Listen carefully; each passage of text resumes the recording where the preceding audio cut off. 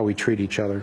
Well, you were saying earlier that you're trying to look more now toward what can be done to change the situation that we're in, and obviously the Obama administration was welcomed by the people, but has disappointed in many ways. What do you think that people who are still concerned about what that movement stood for at the beginning, those who were supporting him and those who saw a hope for real change, what needs to be done now?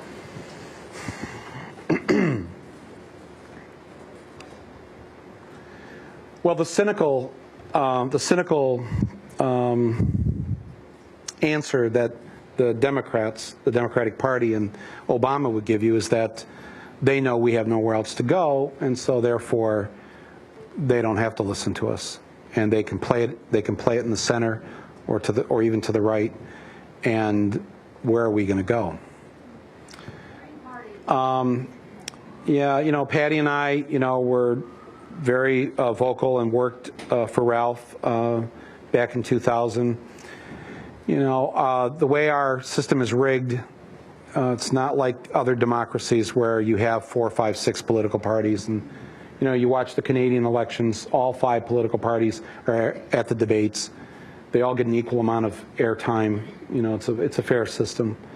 Britain's going through it right now, and their election season will last 4 weeks. So it's rigged against a third party. So either that has to change, or I guess what I've tried to encourage people to do locally, and essentially we did it in Michigan. We moved up into northern Michigan to basically just be away from everything, and it's in the woods, and it's a county that always votes for Republicans, and there were 4 dues-paying members of the Democratic Party there in this county when we moved there, and so we decided, why don't we let's just take over. Let's just get 8 of our friends to come, and we'll be the majority, and we'll just take it over. That's a lot easier than starting something new.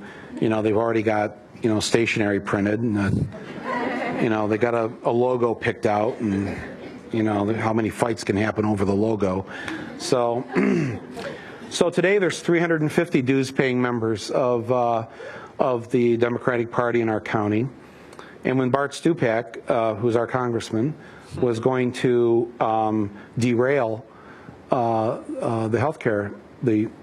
healthcare, sorry if you were listening on radio, those were the air quotes I was giving it.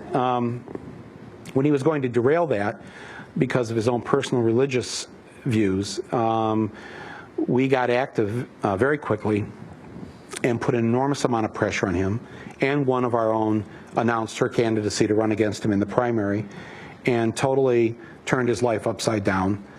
He was forced to vote the right way, and I saw that happen, that citizen power on a local level, with the work we had done just in 4 years of building the local Democratic Party into essentially a very progressive left political organization that uses the free ballot space called the Democratic Party on the ballot.